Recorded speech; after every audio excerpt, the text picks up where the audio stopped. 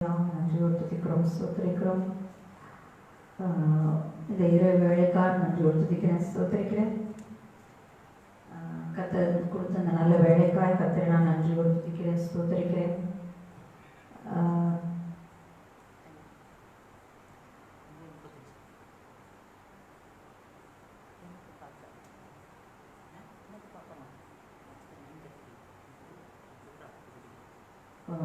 கர்த்தர் கொடுத்த இந்த தருணத்துக்காக நான் கர்த்தரை நன்றியோடு துதிக்கிறேன். இந்த இரவு வேளையிலையும் கூட கொஞ்சம் நேரம் தாமதமாயிடுச்சு. ஆனால் கொஞ்சம் ஷார்ட்டாக கர்த்தருடைய வார்த்தையை பார்ப்போம். வேதத்தை தியானிக்க தேவன் நமக்கு இந்த தருணத்தை கொடுத்ததுக்காக நான் கர்த்தரை நன்றியோடு துதிக்கிறேன், ஸ்தோத்திரிக்கிறேன். ஒவ்வொரு நாளும் ஒவ்வொரு விதமாக நம்ம தேவனுடைய வார்த்தையை எடுத்து பார்த்துட்டே இருக்கோம். எல்லாம் நிறைய ரொம்ப டீப்பான விஷயங்கள், நிறைய விஷயங்கள் நம்ம வேதத்தை கற்றுக்கொள்கிறோம். ஆனால் எல்லாவற்றிற்கான அடிப்படையான சில விஷயங்கள், ஏன் அதெல்லாம் தெரிஞ்சுக்கொள்ளணும், ஏன் தேவன் நமக்கு எல்லாத்தையும் செய்கிறாரு, முதல் நம்ம என்ன தெரிஞ்சுக்கணும் அப்படின்னு நம்ம பார்க்கணும். அது இந்த பீரியடில் வந்து நம்ம முழுக்க முழுக்க பயத்தில் தான் இருக்கும். ஃபியர் இந்த நேரம் இல்லை, எப்பயுமே. எப்போ நம்ம வந்து ஆண்டோட பிள்ளை இல்லை, ஒரு டவுட், அதில் ஒரு டவுட், நம்மளே தேவன் ஆண்டோட பிள்ளையாக வச்சுருக்காரா, அவருடைய பிள்ளையாக என்னை ஏற்றுக்கொண்டாரா, நான் இன்னும் சுவிகார புத்திரராக தான் இருக்கிறேனா, நான் இப்படி இருக்க முடியுமா, என்னைய தேவன் வந்து அவருடைய பிள்ளையாக வச்சுக்க முடியுமா அப்படின்லாம் வெளியே எக்ஸ்பிரஸ் பண்ணாட்டினா கூட நம்மளோட இருதயத்தில் ஒரு அங்கலாய்ப்பு இருந்துகிட்டே இருக்கும்.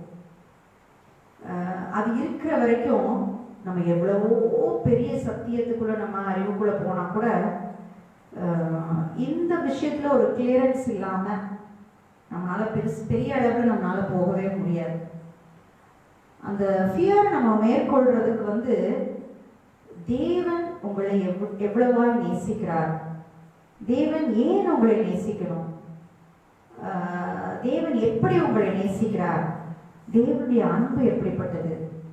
It is not an ordinary love, it is an agape love.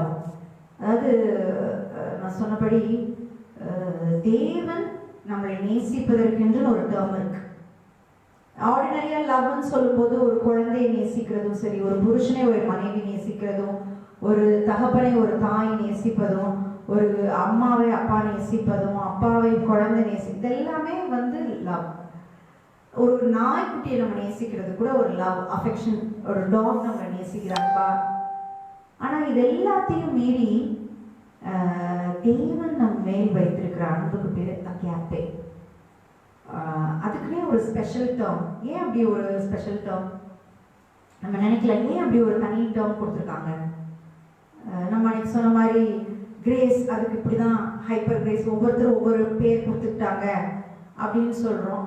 ஏன்னா அது வந்து தேவன் கொடுத்த கிருபை, தேவனுடைய கிருபையின் போது உலகத்தில் உள்ள மனுஷங்கள் காட்டுகிற கிருபையை காட்டிலும் அது வித்தியாசமானது, விலையேற பெற்றது, அதற்கு கம்பேரிசனே கிடையாது அப்படின்றதெல்லாம் எக்ஸ்பிரஸ் பண்ணுறதுக்காக அப்படி ஒரு டேர்மை செலக்ட் பண்ணுறாங்க. ஆனால் நமக்கே இருக்குது அப்படி ஒரு டேர்மே வந்து இங்கிலீஷ் லாங்குவேஜில் வந்து இருக்குது. ஒரு அது ஆக்சுவலாக வேறு லாட்டின் நினைக்கிறேன், அந்த மாதிரி ஒரு லாங்குவேஜ்ல இருந்து வந்தது அகாப்பே. அப்படின்னா அது எக்ஸ்க்ளூசிவாக it is also love which is equal to love. ஆனால் காட்ஸ் லவ். ஏன் அதை வித்தியாசப்படுத்தி காட்டுறாங்க? அகாப்பே அப்படின்னு சொல்லிட்டாலே இட் இஸ் காட்ஸ் லவ்.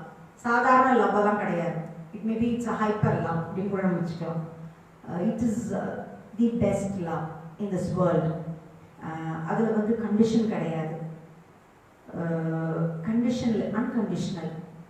இப்படி அப்படி இதனால தான் நான் அவனை நேசிக்க போகிறேன்.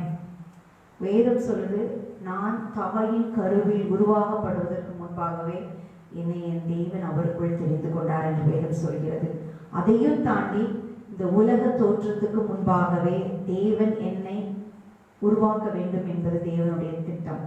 அதையும் தாண்டி போகணும்னா நம்ம பாவத்தில் விழுந்து போவோமானால் தன்னுடைய சொந்த குமாரனை கொடுத்து, தன்னுடைய ஜீவனை கொடுத்து, இழந்து போன ஆசீர்வாதங்களை பெற்று திரும்பவும் அந்த இழந்து போன மனுஷனை தன்னோடு வச்சுக்கொள்ளணும் அப்படின்றதே ஒரு அன்பின் திட்டம். ஸோ இந்த அளவுக்கு லவ், அவரோட அன்பு இப்படியெல்லாம் சிறப்பாக இருக்கிறனால தான் they have coined a new word. There is a new coinage for the love of God. தேவன் நம்மேல் வைத்திருக்கிற அன்புக்கு பேரு அகாப்பே லவ். ஏன் அப்படி தனியாக அதுக்கு ஒரு பேர் கொடுக்குறாங்கன்னா, டு டிஸ்டிங்விஷ், அதை வித்தியாசப்படுத்தி காட்டுறதுக்காக. அந்த உலகத்துல மனுஷங்க மேல் வைத்திருக்கிற அன்பு மாதிரி கிடையாது. இந்த அன்பு அதையெல்லாம் தாண்டி பெரியது. அதுக்கு எந்த ஒரு சுயநலமும் கிடையாது, எந்த ஒரு என்ன சொல்றது இருமாப்பும் கிடையாது. It is something very divine love. அதை வேற எதோட மேட்ச் பண்ண முடியாது. அதனாலதான் அதுக்கு பேர் agape love, which is super love எப்படின்னாலும் வச்சுக்கலாம். அப்படிதான் தேவன் உங்களையும் என்னை நேசிக்கிறார். அதை தெரிஞ்சு கொண்டாதான் நம்ம வர்ற சூழ்நிலைகள்ல வர பயம், டவுட், இதுல இருந்தா மேற்கொள்ள முடியும். இதெல்லாம் போனா தான் நம்ம கர்த்தருடைய வேதத்துக்குள்ள போய் இன்னும் சத்தியங்களை அறிந்து கொள்ள நம்மளால முடியும். இந்த அடிப்படை, அந்த உறுதி நம்மளுடைய இருதயத்துல இல்லையே ஆனால் அடுத்த ஸ்டெப் நம்ம எடுத்து வைக்கவே முடியாது. எல்லாமே ஃபெயிலியர் ஆயிடும். எந்த விஷயம் போனாலும் டச் பண்ணாலும் தேவன் என்னை நேசிக்கிறார் அப்படின்ற விஷயம் இருந்தாதான் நான் போக முடியும். தேவன் என்னை பாவத்திலிருந்து மீட்டெடுத்திருக்கிறார். எதுக்காக என்னை பாவத்திலிருந்து மீட்டெடுக்கணும்? ஏன்னா ஆண்டவரை நேசிக்கிறார். என்னை நேசிப்பாரா? ஆமா, உன்னை நேசிப்பார். நான் இவ்வளவு பாவத்துல இருக்கேனே, என்னை நேசிப்பாரா? நேசிப்பார். ஏன்? தேவன் உன்னை நேசிக்கிறார். தேவன் உன்னை அன்பா இருக்கிறார். அவர் எதுக்காக அன்பா இருக்கிறார்? அவர் உன்னுடைய தகப்பன். அவர் உன்னை சொந்த பிள்ளையா ஏற்றுக்கொண்டார். எதுக்காக என்னை நேசிக்கணும்? எதுக்காக என்னை நேசிக்கணும்? திருப்பி நம்ம கேள்வி கேட்டே இருக்கலாம். எதுக்கு என்னை நேசிக்கிறார் ஆண்டவர்? ஒரு பெரிய பாவமில்லாத ஒரு ஆட்டுக்குட்டி, அவர் எதுக்கு என்னை நேசிக்கணும்? அவர் முடிவு செஞ்சுட்டாரு உன்னை நேசிக்கணும்ன்றது. அவர் உன்னை சொந்த பிள்ளையா வச்சுக்கணும்ன்றது முடிவு பண்ணிட்டாரு. அதெல்லாம் மாற்ற முடியாது நம்மளால. அதற்காகவே அவர் திட்டங்களை தீட்டினார். He designed the plan. இந்த உலகத்தை உண்டு பண்ண வேண்டும். எப்படி உண்டு பண்ணணும், எதற்காக உண்டு பண்ண வேண்டும், என்னென்ன பண்ணணும், கடைசி வரைக்கும் என் பிள்ளை எப்படி எப்படி வாழ்றதுக்கு என்ன திட்டம் வைக்கிறோம், இயேசுவை எப்படி கொண்டு வரணும்னு சொல்லி ஒரு ப்ளூ பிரிண்டையே ஆண்டவர் நம்ம உருவாக்கப்படுவதற்கு முன்பாக அன்பினால் ஒரு ப்ளூ பிரிண்ட் தயாரிச்சார்.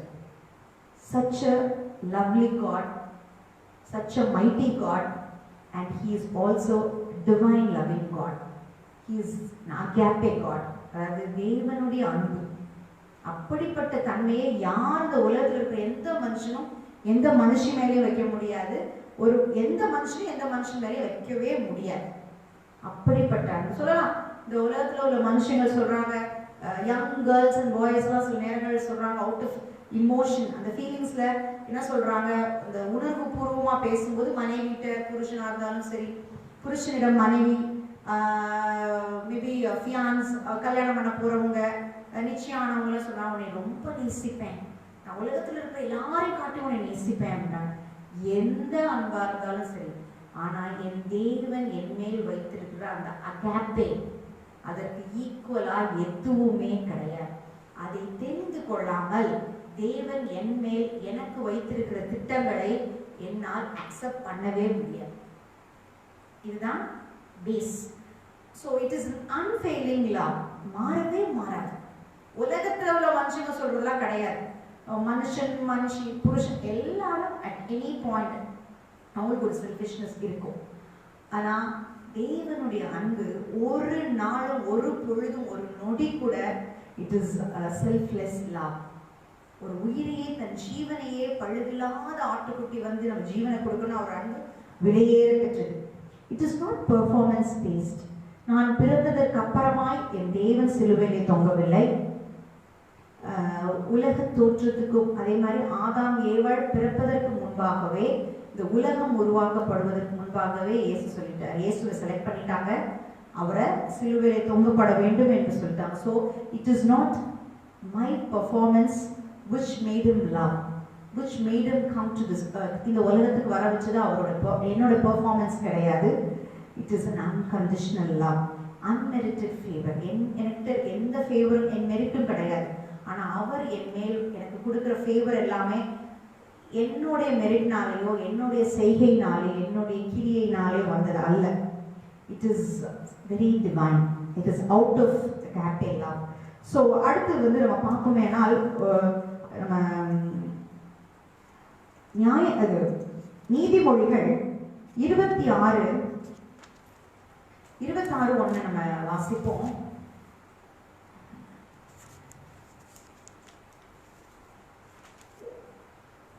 உஷ்ண காலத்திலே உறைந்த பனியும்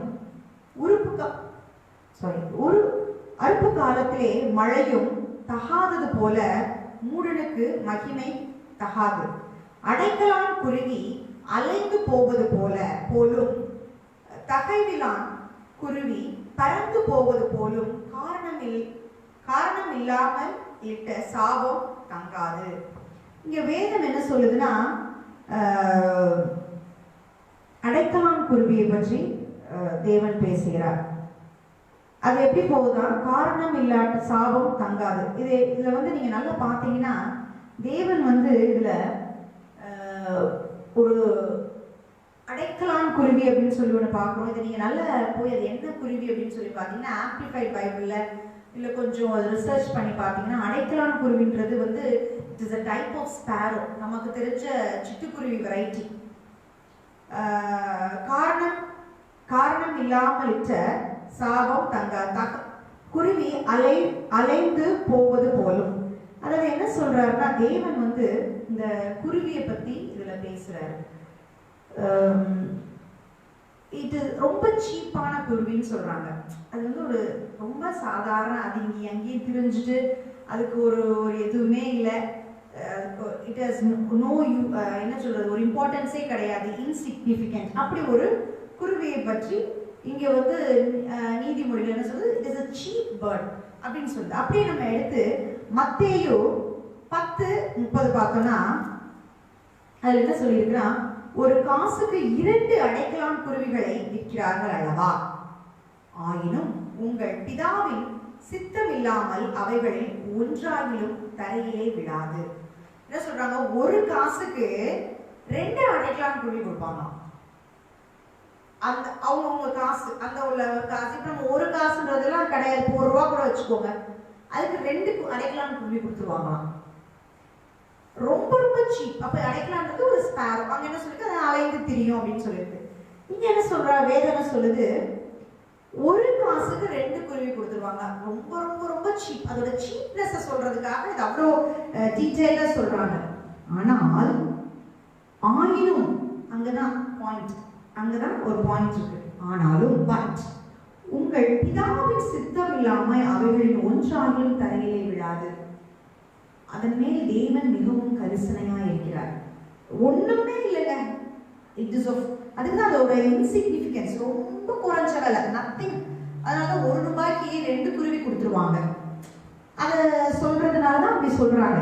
அப்படிப்பட்ட குருவி கூட என்ன ஆகுமா, அது கீழே விழுகிறதோ அதுக்கு ஏதோ நடக்கிறதோ அது தேவனுக்கு அறியாமல் நடக்காது. தேவன் அதன் மேல அவ்வளோ அக்கறையா இருக்கிறார்.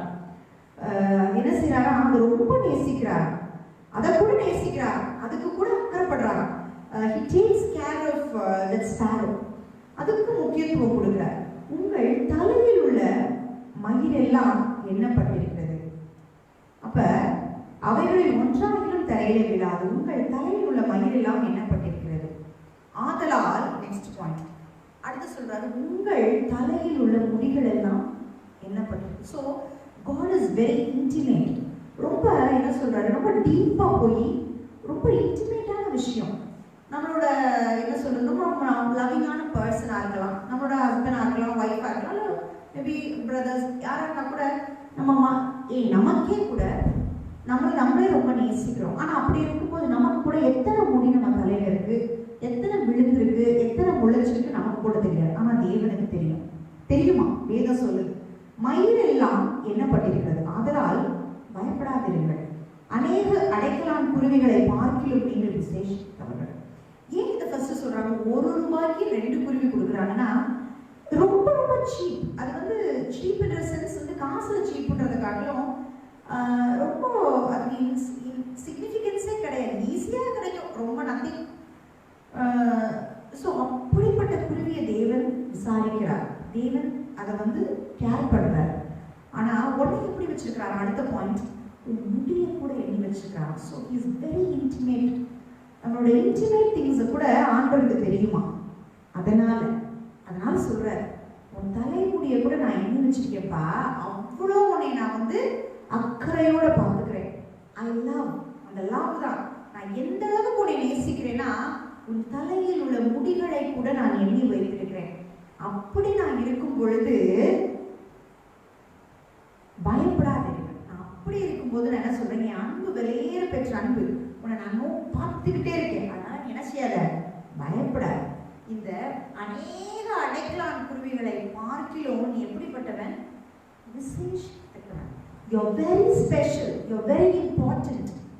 அவர் எப்படி சொல்ல வர்றாருன்னா, இந்த உலகத்துல எத்தனையோ பறவைகள், உயிரினங்கள், மனுஷங்கள் இருக்காங்க. ஆனா நம்ம எப்படி நம்ம நினைக்கணுமா, இந்த பிளானட்லயே, இந்த உலகத்திலேயே நான் மட்டும் இருந்து, ஆண்டவர் மட்டும் இருந்து என்னை மட்டும் நேசிப்பாருன்னா எப்படி நேசிப்பார், அப்படிதான் என்னை எப்படி நேசிக்கிறார்.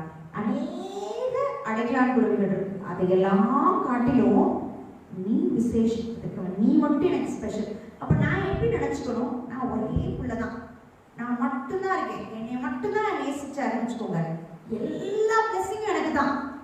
தேவன் என்னை அப்படி நேசிக்கிறார். அந்த அளவுக்கு தேவனுடைய லவ்வோட எக்ஸ்ட்ரஸ், அதோட அந்த அளவு அந்த அளவுக்கு இருக்குமா, எக்ஸ்ட்ரீமா. So his love is unfathomable. அதாவது அளக்கவே முடியாது. அன்ஃபேத்தமபிள்னு அப்படின்னா நீங்கள் எவ்வளோதான் போய் போய் போய் போய் அங்கே அப்படியே போயிட்டே இருந்தாலும், அளந்துட்டே போனாலும் நீண்டுக்கிட்டே போயிட்டே தான் இருக்கும். There is no end. It is unfathomable. இப்போ ஒரு என்ன சொல்லுவோம், அப்படியே போயிட்டே இருப்போம். நம்ம அதை வந்துருச்சு வந்துருச்சு வந்துருச்சு நினச்சிட்டே இருப்போம். அதுக்கு எதுதான் எண்டு, எதுவுமே கிடையாது. வானம் தான் எல்லை. அந்த மாதிரி தான் தேவனுடைய அன்பும் ரொம்ப ரொம்ப ரொம்ப பெருசு. You can not count are you can not measure his love at all. அந்த அளவுக்கு தேவன் உன்னை நேசிக்கும் பொழுது ஏன் நீ பயப்படுறாருன்னு சொல்றாரு. ஸோ அவர் அந்த என்ன சொல்றது, he tries to compare. எதுக்கு உனக்கு அதை எக்ஸாம்பிளா சொல்லியிருக்காருன்னா, அந்த அளவு சொல்ல முடியாது. வார்த்தையில ஒரு வார்த்தையில அகாப்பே லவ் அப்படின்னு சொல்லிடுறோம். அந்த வார்த்தைக்கு தேவனுடைய அன்புக்கு பேர் அகாப்பே அப்படின்னு சொல்றோம். இந்த அகாப்பேன்ற வார்த்தைக்குள்ள தேவனுடைய அன்பு எப்படி இருக்குன்றத நம்ம அடங்கிடுச்சு. ஆனால் அது எப்படி எக்ஸ்பிளைன் பண்ணணுன்றதுக்காக தேவன் அழகா சொல்றாரு. சீப்பான ஒரு விஷயத்தை காட்டி ஒரு ரூபாய்க்கு 2 குருவி கொடுத்துருவாங்க. அந்த குருவி கீழே விழுவனா கூட அதை நான் கவனிச்சுட்டு தான் இருக்கேன், அதை கூட நான் கேர் பண்றேன் அப்படின்னு சொல்லிட்டு அடுத்து போறாரு. நிறைய உடத்த போய் நம்ம வைக்கிறார். உன் முடி ஒண்ணு நான் எண்ணி வச்சிருக்கேன் அப்படின்றாரு. இது எங்க இருக்கு, இந்த குருவி எங்க இருக்கு, நம்ம எங்க இருக்கோம்? அப்ப என்னை எப்படி வச்சிருக்கிறாரு தேவன்றதை சொல்றதுக்காக சொல்லிட்டு அடுத்து சொல்றாரு, அதனால நான் சொல்றேன், இப்படி கூட நான் இன்டிமேட்டா கவனிச்சுட்டு இருக்கேன். நம்ம எவ்வளவோ ரொம்ப லவ்விங்கா இருக்கிற பர்சனுக்கு நம்ம என்னென்னமோ செய்வோம். நெகம் வெட்டி விடுவோம், நம்ம குழந்தைங்களுக்கு குளிப்பாட்டுறோம், எல்லாமே செய்யறோம், அவங்கள பார்த்து பார்த்து கவனிச்சுக்கிறோம். கால் வலிக்குதான் நம்ம தொடச்சு விடுறோம். குழந்தையா இருக்கும்போது நம்ம எல்லாமே செய்யறோம், நாட்டி போடுவோம், எல்லாமே பண்ணி விடுவோம். அதையும் தாண்டி ஆண்டு சொல்றாரு, அந்த மாதிரி ஒரு குழந்தையை நேசிக்கிற மாதிரி சொல்றாரு. இன்டிமேட் திங்ஸை சொல்லிட்டு சொல்றாரு, அந்த அளவுக்கு நான் உன்னை இன்டிமேட்டா கவனிச்சுட்டு இருக்கேன். அதனால சொல்றேன், பயப்படாத, நான் எல்லாத்தையும் பார்த்துக்கிறேன். அதை காட்டிலும் எனக்கு நீ விலையேற பெற்றவன். இப்படி ஒரு கம்பேரிசன் நமக்கு கிடைக்கவே கிடைக்காது. அதனாலதான் பயம் என்ற ஒரு விஷயம் வரும் பொழுது நாம் போய் பற்றிக்கொள்ள வேண்டிய இடம் தேவனுடைய அன்பு. தேவன் அன்பா தான் இருக்கிறார். அப்ப தேவன் என்னவா இருக்கிறார், வார்த்தையா இருக்கிறார். அப்ப நம்ம போய் கேட்ச் பண்ண வேண்டிய விஷயம் காட்ஸ் லவ். அப்ப அதை எங்க போய் பார்க்கலாம், வேதத்துல பார்க்கலாம். எந்த இடத்துல, தேவன் சிலுவையிலே தொங்குனதான் அவரோட அன்போட எண்ட், அதான் அவரோட அன்புக்கு எல்லை. அதனால யாருமே பண்ண முடியாது. It is unconditional love. அதனாலதான் சொல்றோம் மோசைக் லா. அது மோசையுடைய நியாயப்பிரமாணம் என்ன கொண்டு வந்துச்சு நமக்கு, மோசையோட நியாயப்பிரமாணம் நம்ம என்ன செஞ்சோங்கிறத பத்தி சொல்லுச்சு. ஆனா தேவனுடைய கிருபை அவர் என்ன செஞ்சாரு, அவர் செய்து முடித்த காரியங்களை பற்றி சொல்லுது. நியாயப்பிரமாணம் நல்லதுதான், அதில் சொல்லப்பட்டிருக்க எல்லா கற்பனைகளுமே நன்மையானதுதான், கடைபிடிக்க வேண்டியது. It is must, it is good. ஆண்டவர் விரும்புகிற காரியங்கள். அங்க என்ன பெரிய ட்விஸ்ட்னா அதை நம்மளால முடிக்க முடியாது. அதான் பிரச்சனை, நம்மளால முடிக்கவே முடியாது. அப்ப என்னால தகுதியே இல்லை, அந்த நியாயப்பிரமாணத்தை முடிக்க முடியலன்னா நான் பாவி. அப்ப நான் பாவத்துல இருந்து என்னாலேயே என்னை ரட்சிக்க முடியாது, என்னால வெளியே வரவே முடியாது. அப்ப எது அது வந்து முடிச்சு வச்சுச்சு இந்த நியாயப்பிரமாணத்தை? இந்த நியாயப்பிரமாணம் வந்து நீ குற்றம் சுமத்தும், நீ கில்ட்டா ஃபீல் பண்ண வைக்கும். உன்னால செய்ய முடியலையே, நீ பாவத்துல இருக்கியே, நீ தப்பு பண்றியே, இது தப்பே, இது செய்யலன்னா அந்த ஆசீர்வாதம் வராதே, ஐயோ நீ இதை பண்ணிட்டியே, நீ அப்படி பண்ணிட்டியா, இதுக்கு இது வருமே அது வருமே, இதனால இப்படின்னு உடனே குற்றம் சுமத்தும். ஆனா அதை எப்படி முடிக்க முடியும்? என்னால முடிக்க முடியாது. நல்லதுதான், நியாயப்பிரமாணம் நல்லதுதான், ஆனா என்ன செய்ய முடியாது, என்னால் அதை முடிக்க முடியாது. இதுதான் வந்து முடிச்சது தேவனுடைய அன்பு. அப்ப இந்த நியாயப்பிரமாணத்தை முடிக்க செய்வது தேவனுடைய அன்பு. இப்ப தேவனுடைய அன்புக்கு வந்து எல்லையே இல்லை. நம்ம எல்லாம் கிரேஸ், நம்ம சிலுவை மரணம், நியாயப்பிரமாணத்தை பத்திலாம் நிறைய பார்த்துட்டோம். ஆனா எதற்காக தேவன் அந்த நியாயப்பிரமாணத்தை முடிச்சாரு? நீ இன்னமும் பாவி என்று குற்றம் சுமத்தப்படாம எனக்குள்ள கிறிஸ்து இயேசுவுக்குள் நான் நீதிமானாக்கப்படணும்ன்ற தேவனுடைய அன்பு. எதுக்காக என்னை நீதிமானாக்கணும்? தேவனுடைய அன்பு. என்னை நேசிச்சார், தேவன் என்னை நேசிச்சார். இது வரைக்கும் நம்ம பார்த்த எல்லா மெசேஜஸ்க்கும் என்னதான், எதுக்கு செஞ்சாரு, ஏன் அப்படி செஞ்சாரு, எதுக்கு செய்யணும்? It is because of his agape love. அவ்வளோதான் சொல்லணும். அகாப்பே அப்படின்னா ஹைப்பர் போட்டுக்கலாம், பெஸ்ட் போட்டுக்கலாம், வாட் எவர், எல்லாத்துலேயும் எது தி பெஸ்ட்டாக இருக்கோ அந்த வேர்ட்ஸ் எல்லாம் போட்டுக்கலாம். தி மோஸ்ட், ஹைப்பர், ஹையஸ்ட், என்னென்ன இஎஸ்டி போட்டு வேர்ட்ஸ் எல்லாம் சூப்பர்லேட்டிவ் டிகிரி மேக்ஸிமம் உள்ளதெல்லாம் நம்ம போட்டுக்கலாம். அகாப்பே. ஸோ இது எல்லாமே இந்த நியாயப்பிரமாண முடிவுக்கு வந்ததுக்கு காரணம், தேவன் சிலுவையிலே ரத்தம் சிந்தினதற்கான காரணம், கிருபையா என்னை மீட்டுக் கொண்டதற்கான காரணம் தேவனுடைய விலையேற பெற்ற அன்பு. இட் இஸ் அது ஒரு ஃபவுண்டைன் மாதிரி. ஃபவுண்டைன் மாதிரினா அப்படியே பொங்கி வலிஞ்சிட்டே இருக்கும், அது நிறுத்தவே நிறுத்தாது. எங்கிருந்து வருதுனே தெரியாது, அதுக்கு ஸ்டார்டிங் பாயிண்ட்டும் கிடையாது, எண்டும் கிடையாது.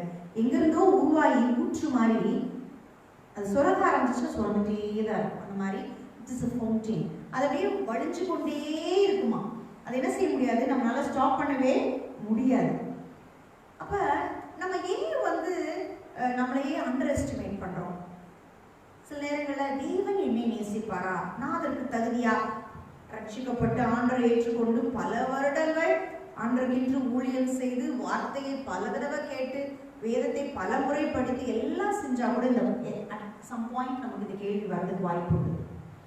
தேவன் இப்படி என்னை நேசிக்கிறாரா அப்படின்னு சொல்லி திடீர்னு பிசாசானவன் நம்மளுடைய பாவங்கள், நம்மளுடைய கில்ட்ஸ் எல்லாம் கொண்டு வருவான். அது ஏன் அப்படி தோணுதுன்னா, என்னுடைய வேல்யூ என்ன அப்படின்றத நான் தெரிந்து கொள்ளாமல் போவதனால தான். என்னோட வேல்யூ என்ன?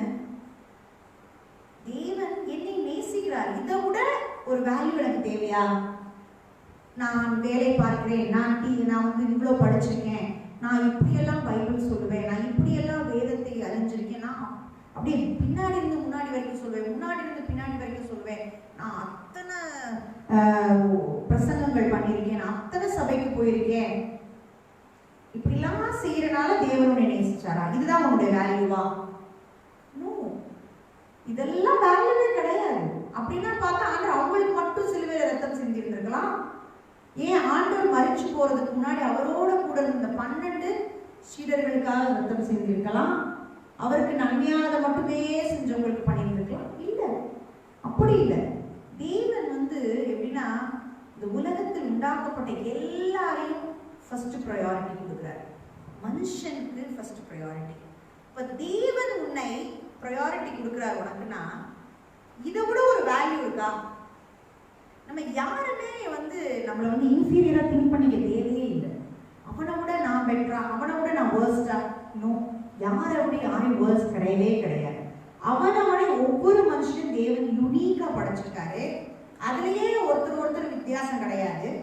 அடுத்து யூனிக்கா படைச்ச ஒவ்வொரு மனுஷனையும் தேவன் ஒரே மாதிரி நேசிக்கிறார். ஃபர்ஸ்ட் ப்ரையாரிட்டி தான்.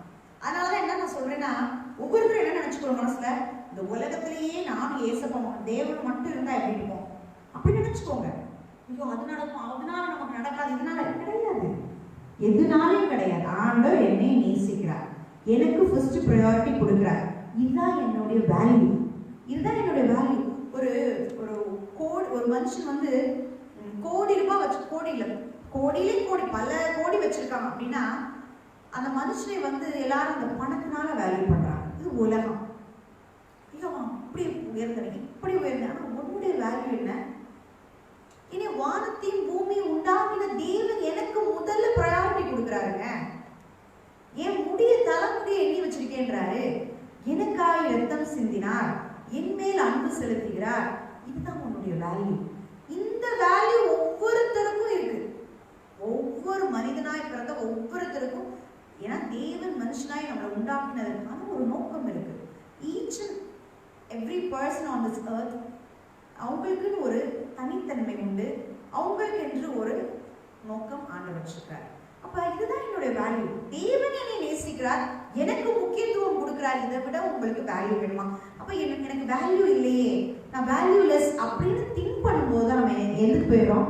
தேவன் என்னை நேசிப்பாரா, எனக்கு என்ன தகுதி இருக்கிறது இந்த பூமியில வாழ்றதுக்கு அப்படின்ற எண்ணத்துக்கு போயிடும். அடுத்து லூக்கா 12:7 வாசிப்போனா, லூக்கா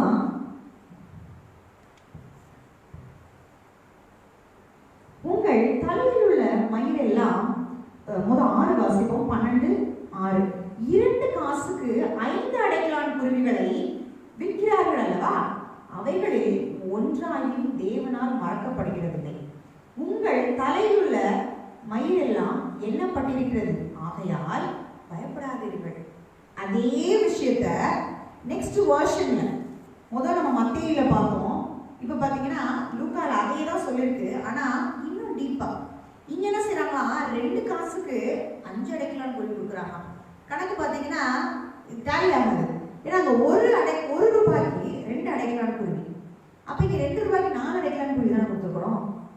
இங்க 2 ரூபாய்க்கு 5 அடைக்கலான் குருவி கொடுக்குறாங்க. அது என்ன கணக்கு? நல்லா யோசிச்சு பார்த்துருக்கோமா? இதெல்லாம் நம்ம வாசிச்சிருக்கோம், பல தடவை வாசிச்சிருக்கோம், அதை பத்தி தான் இங்க சொல்லியிருக்குன்றதெல்லாம் புரியும். ஆனா இதோட டீடைல்ஸ் படிச்சிருக்கோமா? இது ஏன் இப்படி சொல்லிருக்காங்கன்னா, இன்னும் அந்த ஸ்பேரோட சீப்னஸை பத்தி இன்னும் அதை சீப்பாக்கி என்னோட வேல்யூ கூட்டுறதுக்காக, ஸ்பேரோ எவ்வளவு சீப்புன்றதை காட்டணும், இன்னொன்று என்னுடைய வேல்யூ எவ்வளவு பெருசுன்றதை காட்டுறதுக்காக தேவன் பர்பஸாவே ஆவியானவர் அவங்களை உணர்த்தப்பட்டு எழுதியிருக்கிறாங்க. அப்ப 2 ரூபாய்க்கு 4 தான் கொடுக்கணும். அப்ப நீ 2 ரூபாய்க்கு வாங்க உடனே உனக்கு இலவசமா கூட கொடுக்குறேன்னு சொல்றாங்களோ, அதான் அர்த்தம். ஸோ ஹவு சீப், அதுக்கு வந்து இம்பார்ட்டன்ஸே கிடையாது. சரி இது வாங்கினா இது 2 கொடுத்துருக்கோம் அப்படின்னு சொல்றாங்க இல்லையா, அந்த அளவுக்கு அது ரொம்ப சீப்பு தான். அந்த அளவுக்கு மட்டமான ஒரு குருவி. ஆனா அதை தேவன் செய்யறாரு, ஒண்ணு வீழ்ந்து போனாலும் அது தேவனுக்கு தெரியாம நடக்காது. அப்படி இருக்கும் பொழுது உங்கள் தலையில் உள்ள மயிரெல்லாம் என்ன பட்டிருக்கிறது, திருப்பி அதேதான், ஆகையால் பயப்படாதீர்கள். இதனால நான் என்ன சொல்றேன், நான் உங்களை அவ்வளோ நேசிக்கிறேன், உன்னுடைய இன்டிமேட் திங்ஸை கூட எனக்கு தெரியும். நீ என்கிட்ட வந்து கேட்கறதுக்கு முன்னாடியே என்ன ஆயிடுச்சு, உனக்கு என்ன வேணும்ன்றது எனக்கு தெரியும். இந்த உலகத்துல நடக்க போற சம்பவிக்க போற காரியங்கள் எல்லாமே ஆண்டவருக்கு தெரியாம நடக்குமா? எல்லாமே ஆண்டவருக்கு நடக்க போவதற்கு முன்பாகவே தெரியும். மனுஷன் இந்த பூமியில உண்டாக்கப்படுவதற்கு முன்பாகவே மனுஷன் பாவம் செய்வான், அவன் பாவத்துல விழுவான், அவனை திருப்பி மீட்டெடுத்து பரலோகத்துக்கு என்று அவனை சொந்தக்காரன் ஆக்கணும், அவனை இழந்தாலும் அப்படின்னு சொல்லி நீ உலகத்துல உண்டாக்கப்படுவதற்கு முன்பாகவே இயேசு கிறிஸ்து சிலுவையிலே அறையப்பட வேண்டும் என்ற திட்டத்தை ப்ளூ பிரிண்ட்டை போட்டவர் ஆண்டவர். அவருக்கு தெரியாதா? உன் முடியை எண்ணி வச்சிருக்கேன்னு சொல்ற தேவன் உன்னை பாதுகாக்க மாட்டாரா? இந்த கொரோனா வர்றதுக்கு முன்னாடி இப்படி ஒரு சம்பவிக்க போகுதுன்னு தெரியும், அதுல இருந்து உன்னை எப்படி காப்பாற்றணும்னு தெரியும். பாவத்துல விழுகிறத விட இந்த கொரோனா ஒரு பெரிய விஷயம் இல்ல. பாவம் தான், பாவத்தின் சம்பளம் தான் மரணம் போட்டிருக்கு. கொரோனானால மரணம் உண்டாகும் போல வியாதியிலிருந்து என் தேவன் என்னை விடுதலையாக்கி வைத்திருக்கிறார், கொள்ளை நோயிலிருந்து என்னை விடுதலையாக்கி, பாலாக்கும் சங்காரத்திலிருந்து உன்னை விடுதலையாக்கி வைத்திருக்கேன்னு சொல்லியிருக்கிறான். பாவத்தின் சம்பளம் மரணம். அப்படிப்பட்ட மரணத்திலிருந்து உன்னை மீட்டெடுக்கணும், நித்தியத்துக்கு சொந்தக்காரன் ஆகணும். மரணம்ன்றது என்ன? சும்மா சரியான மரணம் இல்லை. தேவனிடத்திலிருந்து உன்னை பிரித்து வைக்கக்கூடிய மரணம், பரலோகத்திலிருந்து உன்னை பிடித்து வைக்கக்கூடிய மரணம். அப்படிப்பட்ட மரணத்திலிருந்து உன்னை மீட்டெடுக்கணும்ன்றதையே முதல் பிளான் வச்சு உன்னை மீட்டெடுக்கிறதுக்கு திட்டம் போட்டு ப்ளூ பிரிண்ட் போட்டவர் இந்த கொரோனா காலத்துல உன்னை மீட்டெடுக்கிறதுக்கு பிளான் போடாம இருப்பாரா? ஆனா இனி எப்படி பெற்றுக்கொள்ளணும்? தேவன் சிலுவையை செய்த காரியத்தை நாம் எப்படி பெற்றுக்கொண்டோம்? விசுவாசிப்பதன் மூலமாய். Only believe. எதை விசுவாசிக்கணும்? என்ன விசுவாசிக்கணும்? தேவன் என்னை நேசிக்கிறார் என்பதை விசுவாசிங்க. அல்டிமேட்டா தான். அதை விசுவாசிச்சாதான் நீங்க அவரை சொந்த ரட்சகராக ஏற்றுக்கொள்வீங்க. தேவன் என்னை நேசிக்கிறார், அதனால அவர் சொந்த ரட்சகராக ஏற்றுக்கொண்டீங்க. தேவனை நேசிக்கிறார்னா அவர் சிலுவை மரணத்தை ஏற்றுக்கொண்டீங்க. தேவனை நேசிக்கிறார்னா தேவன் எனக்காய் தரித்திரமானான்றதை ஏற்றுக்கொண்டீங்க. தேவனை நேசிக்கிறார்னா தேவனை நீதிமானாய் வைத்திருக்கிறார்ன்றதை நீங்க நம்புவீங்க. அன்பு இல்லாமல் இதை எல்லாமே நீங்க செய்ய முடியாது. விசுவாசம், அன்பு, இது ரெண்டு இல்லாம வேதமே இல்லை. ரெண்டு விஷயம் தான் பைபிள் ஆளுது. தேவன் அன்பாய் இருக்கிறார். இரண்டாவது விசுவாசம். விசுவாசம் இல்லாமல் நம்ம தேவனை ப்ளீஸ் பண்ணவே முடியாது. இது ரெண்டும் இருக்குமே ஆனால் நாம் நம்மை போல பிறரை நேசிப்போம். தேவனை நேசிச்சாலே தேவனுடைய தன்மைக்கு சொந்தக்காரராக மாறிடுவோம். அதனால நான் என்ன சொன்னேன், நிறைய தடவை சொல்லும்போது சொன்னேன், பாவத்திலிருந்து வெளியே வரணும்னா முதல் நீங்க பாவின்றத விடுங்க. தேவன் உங்களுக்காக எல்லாவற்றையும் செய்து முடித்து விட்டார். முதல் நீங்க என்ன செய்யணும்? விசுவாசத்துல பெற்றுக்கொண்டதுக்கு அப்புறமேட்டு திரும்பி எல்லாத்தையும் போய் நான் பாவின்னு சொல்லணும்னு அவசியம் இல்லை. நான் ஏற்றுக்கொண்டேங்க, தேவன் என்னை நீதிமானாய் மாற்றி வைத்திருக்கிறார். இனி அந்த பாவ சுவாமம் என்னை விட்டு நீங்கிருச்சுங்க. நான் அப்படியே ஆண்டவருக்குள்ளேயே நான் பலப்பட்டு நான் இந்த இடத்துல மீண்டு வந்துடுவீங்க. விசுவாசத்துல இப்படி சொல்லிதான் நம்ம என்ன செய்யணும்? நம்ம நீதிமானாக்கப்படணும். அதுக்கு முதல் என்ன தேவை? தேவன் அன்பா இருக்கிறான்ற நீங்க நம்பினாதான் தேவன் உன்னை எப்படிப்பட்ட பாவத்துல இருந்தோ, எப்படிப்பட்ட பாவ உணர்வில் இருந்தோ, சின்னின்ற ப்ராசஸ்ல இருந்து உன்னை வெளியே கொண்டு வர முடியும். அதுக்கு நீதான் you have to accept. நீதான் விடணும். தேவன் என்னை நேசிக்கிறாருங்க, ஆனா தேவன் செய்த காரியம் எல்லாம் எனக்கும் வாழ்க்கையில வந்து பலிக்குங்க. தேவன் சிலுவையில் எனக்காக ரத்தம் சிந்தினாருங்க, ஏன்னா என்னையை நேசிக்கிறாருங்க. தேவன் என்னை வந்து இன்னும் தரித்திரத்துக்கு விடலைங்க, என்னை ஐஸ்வர்யவானாக வைத்திருக்கிறாரு, ஏன்னா தேவன் என்னை நேசிக்கிறாருங்க. கண்டிப்பா நடக்குங்க. நம்ம பிள்ளைங்களுக்கெல்லாம் நம்ம தப்பு பண்ணும்போது என்ன சொல்லுவோம்? நம்ம தப்பு பண்ணிட்டே இருக்காங்கன்னு சொல்லி நம்ம கோவப்படுவோமா? என்ன செய்வோம்?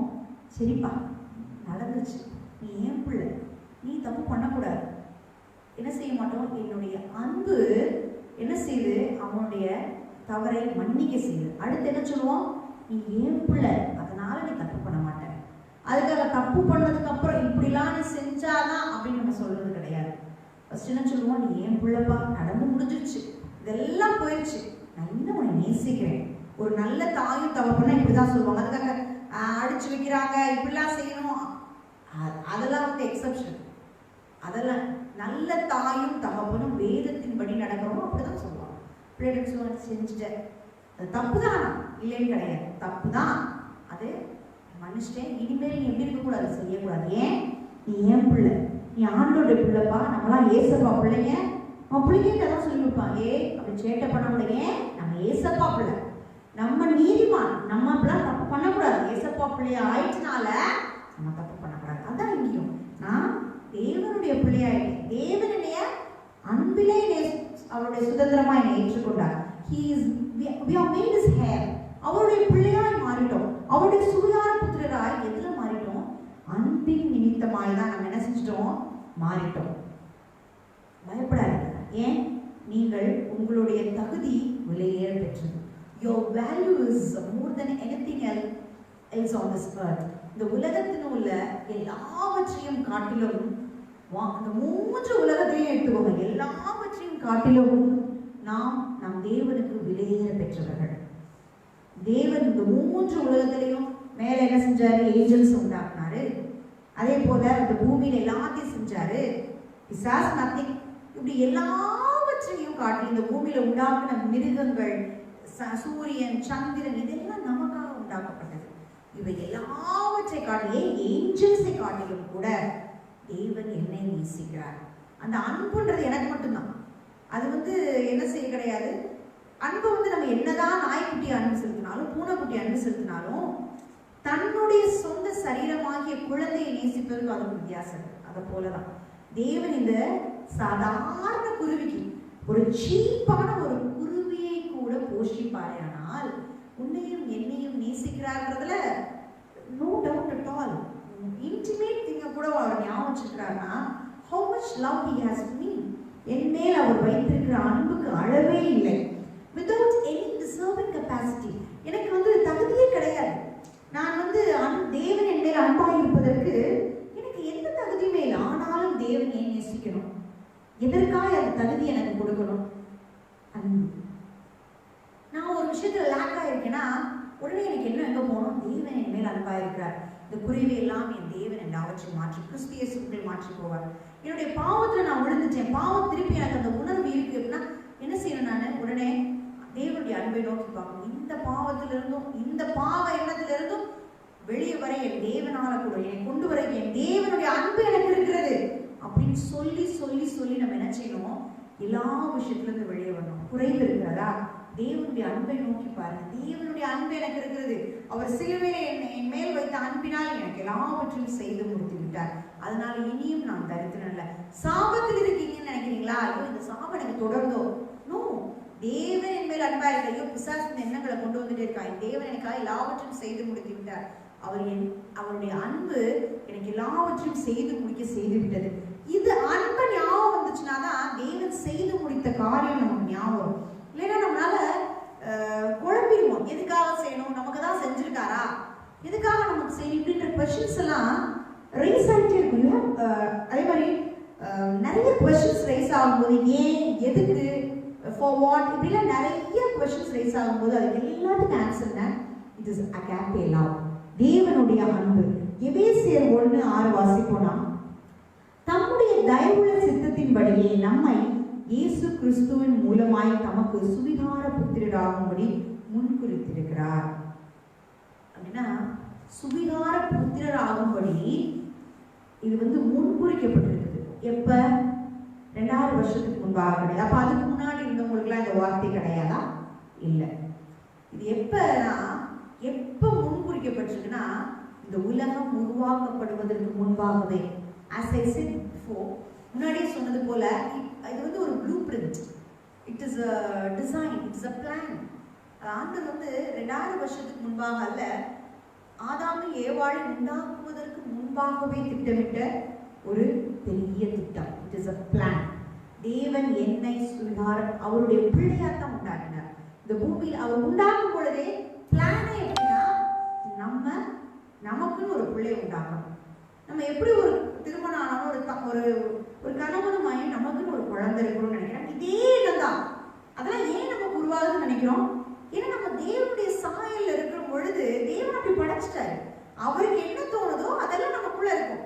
நம்ம ஆண்டரை ஏற்றுக்கொள்ளாட்டினா கூட, ஆண்டரை அறியாத ஜனமா இருந்தா கூட சில தன்மைகள் அவங்களுக்குள்ள அது இருந்துட்டே இருக்கு. பார்த்தீங்களா? ஜெனட்டிக்கலா தேவனுடைய தன்மை இருக்கு. அவங்களுக்குலாம் ஆண்டரை சொந்த ரட்சகரா ஏற்றுக்கொள்ள. ஆனா கூட குழந்தை வேணும், நம்மளை போல ஒரு குழந்தை வேணும், அந்த குழந்தையை நேசிக்கணும். இதே தன்மை தான் ஆண்டர் இருக்கும். ஆண்டர் என்ன நினைச்சாரு? நான் அந்த உலகத்துல என்னை போல சாயல்ல குழந்தை உண்டாக்கணும், மனுஷனை உண்டாக்கணும். அவன் என்னுடைய சுவிகார புத்திரன், எனக்கு சொந்தமாய் இந்த நான் உண்டாக்குற எல்லாத்துக்கும் அவனை தலைவனாய், அவனுக்கு அத்தாரிட்டி உடையவனாய், அவனுக்கு நான் வந்து என்ன செய்யணும்? எழுதி கொடுத்துருக்கேன். இந்த உலகத்தையே எழுதி கொடுத்துருக்காரு. இந்த 3 உலகம் நமக்கு தான் எழுதி கொடுக்கப்பட்டிருக்கு. நமக்காக உண்டாக்கப்பட்டதுதான். பிசாசுக்கும் அவனை கீழே தள்ளியும் அதற்கும் அதிகாரத்தை நம்மகிட்ட தான் கொடுத்துருக்காரு. திறவுகோலை உடையவராய் அவர் எழுந்ததுனால நமக்கு ஒரு அதிகாரம் என்னும் திறவுகோல் நமக்கு கொடுக்கப்பட்டு. ஸோ இந்த 3 உலகத்திற்கும் சொந்தக்காரி யாருன்னா நம்ம தான். அப்படிதான் we are designed. ஸோ தேவனை அக்செப்ட் பண்றது அப்படின்றது வந்து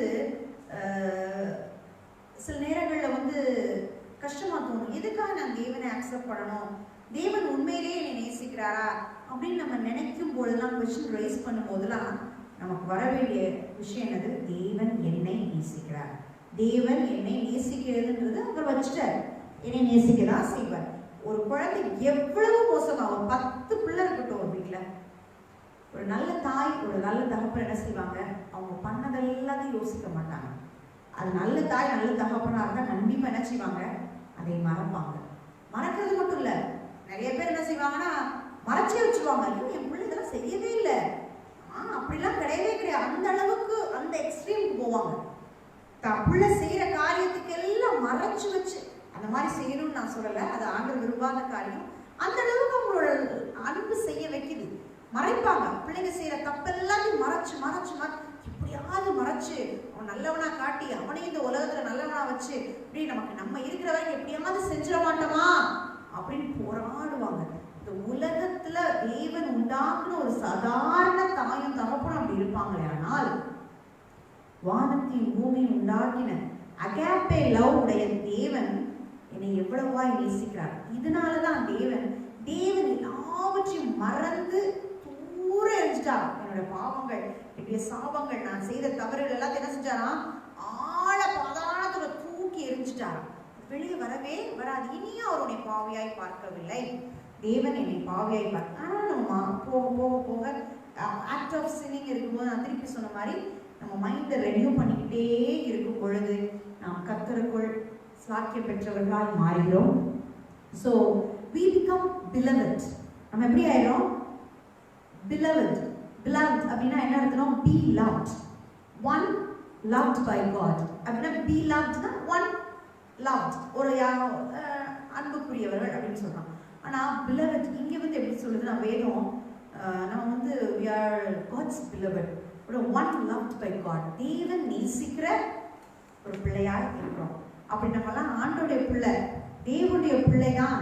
நான் ஆண்டவர் என்னை நேசிக்கிறாருங்க, எனக்கு எந்த ஒரு தகுதி இல்லாத என்னை நேசிக்கிறார், I am his beloved அப்படின்னு சொல்றவங்களாம் தயவு செய்து எல்லாரும் ஒரு ஆமென் போடுவோம். எல்லாரும் நம்ம வீட்டில் இருக்கோம். நான் இதை பேசும்பொழுது எனக்கு வந்து ஒரு உற்சாகம் இருக்கு. ஒரு என்ன சொல்றது, ஒரு உணர்ச்சி பூர்வமாக தான் நான் பேசுறேன். யூஸ்வலாக நம்ம மெசேஜ் கொடுக்கும்போது உணர்ச்சி பூர்வமாக பேசக்கூடாதுன்னு நான் நினைப்பேன். தேவையில்லை, வார்த்தை தான் இருக்கு. நமக்கு அந்த உணர்வு பூர்வமாக இந்த ஃபீலிங் அழுகிறது, அப்படி இப்படி செஞ்சுட்டா தேவன் கல்வாரி சிலுவையை செய்ததுக்கே நான் அழக்கூடாதுன்னு சொல்றேன். ஏன்னா தேவன் செய்ய வேண்டியது சிஸ்டம், அது அழுக வேண்டிய காரியம் இல்லை.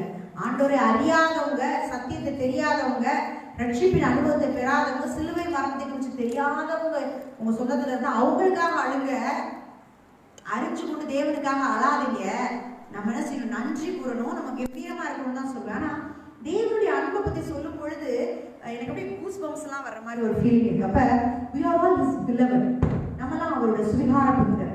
அப்படி உண்மைதான், தேவன் என்னை பிலவடா வச்சிருக்காரு அப்படின்னு சொல்றவங்களாம் தயவுசெய்து எல்லாரும் ஒரு ஆமென் போடுவோம். நம்ம எல்லாரும் இதுல வந்து கமெண்ட் பாக்ஸ்ல கூட ஒரு ஆமென் போடுவோம். எனக்கு அது ரொம்ப சந்தோஷமா இருக்கும். கேட்டுக்கொண்டிருக்கிற எல்லாம் தயவுசெய்து தேவனுடைய அன்பு எனக்கு போதுங்க, தேவனுடைய அன்பு பிலவட் விலையேற பெற்றது, I am his beloved அப்படின்னு சொல்றவங்க ஒரு ஆமென் போட்டுருவோம் சந்தோஷமா. அப்ப தேவன் வந்து என்ன செஞ்சுறாரு, என்னை நேசிக்க வேண்டும்ன்றத முடிவு பண்ணிட்டாரு. உலக தோற்றத்துக்கு முன்பாகவே முடிவு பண்ணிட்டாரு. அதை செய்து கொண்டிருக்கிறாரு, செய்கிறார். என்னை நேசித்து கொண்டேதான் இருப்பார். எப்ப? இந்த உலகம் முடிவு பரியந்தம் நேசிப்பார். அப்புறமும் என்னை கொண்டு போய் என்ன செய்வார், அவரோடையே வச்சுக்கிட்டு என்னை நேசித்து கொண்டேதான் இருப்பார், என்னை அன்பு செலுத்தி கொண்டேதான் இருப்பார். அவரோட நான் ராஜரீகம் பண்ண, அவரோடு நான் என்ன செய்வேன், ராஜாதி ராஜா கத்தாதி கத்தவா பரலோகத்தில் இருக்கும் பொழுது நான் அவரோட அன்பு செலுத்தி கொண்டு அவரோடே நான் வாழ்வதற்கு தான் தேவன் என்னை உண்டாக்கியிருக்கிறார். கடைசியா நாம மத்தேயு 6:26 வாசிச்சு நம்ம முடிச்சுக்குவோம். மத்தேயு 6:26.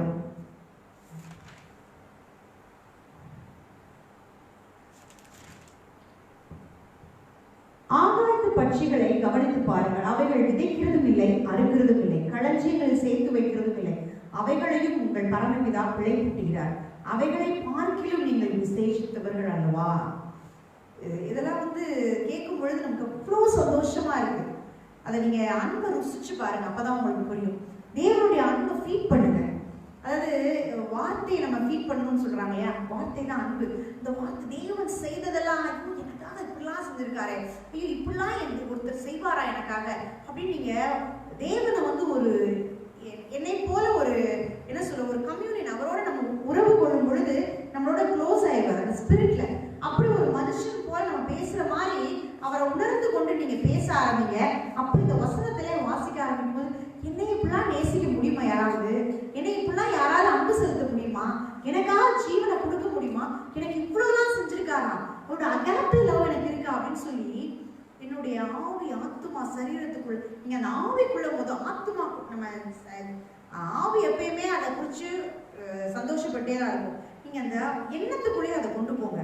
நீங்க அதை அதனாலதான் வர்ஷிப் பண்றோம், ஆண்டரை குறிச்சு பாட்டு பாடுறோம், சந்தோஷமா நீங்க டங்ஸ்ல பேசி ஆண்டரை யாரும் இல்லாதப்ப இதெல்லாம் குறிச்சு நினைச்சு பாருங்களேன், அப்படியே பூரிச்சு போயிடுவோம் நம்ம. இதை ஃபீல் பண்ணுங்க. உங்களோட ஆவி, ஆத்மா, சரீரம் மூன்றையும் ஒருநிலைப்படுத்தி அதை ஃபீல் பண்ணிட்டே இருங்களேன். இந்த மாதிரி ஃபாஸ்டிங் இருந்து பாருங்க. ஃபாஸ்ட் பண்ணும் பொழுது நீங்கள் கதவை அடைச்சு கொண்டு சந்தோஷமாய் தேவனுடைய வார்த்தைகளை அறிஞ்சு கொண்டு, தேவன் என்னை எப்படி நேசிக்கிறார், எப்படி என்னை அன்பு செலுத்துறேன், ஏப்பா இப்படிலாம் என்னை நேசிக்கிறீங்க, நான் அதுக்கு தகுதியா, நீங்க நேசிக்கிறனா என்னை தகுதியாக்கி வச்சிருக்கீங்கன்னு சொல்லி நீங்க அதை உணர்ந்து பாருங்களேன். எனக்கு அதை உருவாக்குற அந்த கூஸ் பம்ப்ஸ் உங்களுக்கு உருவாகும். கூஸ் பம்ப்ஸ்னா அப்படியே புல்லரிக்கிற மாதிரி ஒரு உணர்வு வரும். அப்ப அந்த ஆகாயத்து பறவைகள்லாம் தேவன் நேசிக்கிறாரு பொழுது அதுகளுக்கு எந்த கஷ்டமே கொடுக்காம போஷிக்கிறாரு. அது வேலை பார்க்கல அப்படின்னா நம்ம வேலை பார்க்க கூடாதுன்னு வேதம் சொல்லல. என்னுடைய வேலையை கூட வேர்வை சிந்தாமல் ஆசீர்வாதத்தை பெரும்படியா என் தேவன் செய்வார். அவருடைய அன்பு என்ன செய்யுமா, என் கையின் பிரயாசங்களை ஆசீர்வதிக்கின்றதா இந்த வார்த்தையின் அர்த்தம். அதுக்காக நான் உட்கார்ந்து இருப்பேன், தேவன் மேல இருந்து காக்கா எனக்கு சாப்பாடு போடும் அப்படின்றதெல்லாம் கிடையாது. என் கையின் பிரயாசங்களை ஆசீர்வதிக்கிற தேவன். அது நான் என்ன செஞ்சாலும் ஆசீர்வாதம் தான். நான் போய் ரத்த சிந்தி வேற அதுக்காக போய் குருவி பிறந்தது ஒரே இடத்துல அது தேடி போவோம், அப்படியே போவோம். ஆனா தேவன் செய்வார், போற இடத்துல எல்லாம் அதுக்கு சாப்பாடு கொடுப்பாரு. யாரும் நாய்க்கு சாப்பாடு கொடுத்துட்டு இருப்பாங்க, அங்க பார்த்தீங்கன்னா நாக்கு உட்காந்து சாப்பிட்டு இருக்கோம், குருவி உட்காந்து சாப்பிட்டு இருக்கோம். அதுதாங்க போஷிக்கிற தன்மை. அப்ப இந்த குருவி 2 ரூபாய்க்கு 5 குருவி ஒரு இலவசமாக வேற கொடுக்குறாங்க. அப்படிப்பட்ட குருவிக்கு இதை செய்வாரே ஆனால் உன் கையின் பிரயாசங்களை ஆசீர்வதிப்பார். இப்படியெல்லாம் இருக்கிறனாலதான் வேதம் சொல்லபடி உன் வேர்வை நிலத்துல சிந்தி நீ ஆசீர்வாதப்படணும் அவசியம் இல்லை. நீ வேலை செய்வ, ஆனா என்ன இருக்கும் அதுல ஆசீர்வாதம் தங்கும். நீ உன் கையின் பிரயாசங்களை சாப்பிடுவா, உனக்கு வர்ற பெஸ்ட் எல்லா பணமும் நீ சந்தோஷமா சாப்பிட்டு அனுபவிக்கிற மாதிரி கொடுப்பார். இப்படிப்பட்ட தேவன் இருக்கும் பொழுது நீ ஏன் பயப்படணும்? நீ பயப்படும் போதெல்லாம் நீங்க என்ன நினைக்கணும்? தேவனுடைய அன்பை குறித்து நீங்க மேன்மை பாராட்டுங்க, அன்பை குறித்து சொல்லுங்க. நினைக்க நினைக்க நினைக்க நினைக்க என்ன செய்ய மாட்டீங்க, நீங்க இனியும் பயப்பட தேவையில்லை. என்னவா வரட்டும், எல்லாம் சொல்றாங்க காலகாலமா பிளேக் அது இது நிறைய வந்துட்டே இருந்துச்சு. அங்க போல இந்த கொரோனா இருக்கலாம். கொரோனாவை மேன்மைப்படுத்தாதீங்க, அப்ப பிசாசை மேன்மைப்படுத்தும். சூழ்நிலைகள் என்னென்னமோ வரலாம், ஆனா சூழ்நிலைகளை காட்டிலும் என் தேவன் பெரியவர். தேவனுடைய அகாப்பே லவ் ரொம்ப பெருசு. God's love is eternal. It is unmerited love. எனக்கு தகுதியே இல்லை, unmerited grace. தகுதி இல்லாத என்னை தகுதிப்படுத்தி வைத்திருக்கிறது தேவனுடைய அன்பு. இதை அறிந்து கொண்டவர்களாய், இதை உணர்ந்து கொண்டவர்களாய் இதை மெடிடேட் பண்ணுங்க. இந்த இரவு வேளை தேவனுடைய அன்பு விலையேற பெற்றது என்பதை நீங்கள் அறிந்து கொள்ளும் பொழுது நீங்கள் பெரிய ஸ்லாக்கியம் பெற்றவர்களாய் இருப்பீர்கள். தேவனுடைய அன்பு உங்களை எல்லாவற்றையும் செய்து முடித்திருக்கிறது என்பதை உங்களுக்கு நினைவு கூறும். தேவனுடைய அன்பு அவர் இரத்தத்தை குறித்து சாட்சி கூறும். அப்ப தேவனுடைய அன்பு தான் ரொம்ப முக்கியம். அதை அறிந்து கொள்ளும் பொழுது தேவனுடைய கிருபை உங்களுக்கு என்ன செய்கிறது என்பதை புரிந்து கொள்வீர்கள். நாம் கண்களை மூடி இருந்தவனுமாய் கர்த்தரை நோக்கி பார்ப்போம். கர்த்தாவே, இந்த நல்ல இரவு வேளைக்காக நன்றி துதிக்கிறோம், ஸ்தோத்திரிக்கிறோம் தகப்பனே. அப்பா, உங்களுடைய வார்த்தையை அறிந்து கொள்ள நீ எங்களுக்கு உதவி செய்த. அப்பா, உம்முடைய அன்பு விலையேற பெற்றது. உம்முடைய அன்பு இந்த உலகத்தில் உள்ள எல்லா அன்பை காட்டிலும் விலையேற பெற்ற அகாப்பே லவ்வா இருக்கிறது. உங்களுடைய அன்பை காட்டிலும் இந்த பூமியில வேற ஒன்றுமே இல்லை தகப்பனே. அப்பா, உங்களுடைய அன்பு அதுவே எங்களுக்கு கிருபையா இருக்கிறது. அதுதான் கிருபையாய் எங்களுக்கு சிலுவையில் எல்லாவற்றையும் செய்ய வைத்தது. உங்களுடைய அன்பு எங்களை நீதிமானாய் வைத்திருக்குது. உங்களுடைய அன்பு எங்களை தரித்திரரா எங்களை ஐஸ்வர்யவானாய் வைத்திருக்குது. உங்களுடைய அன்பு எங்களை பாவ சாப ரோகத்திலிருந்து நீக்கி எங்களை மீட்டுக் கொண்டிருக்கிறது தகப்பனே.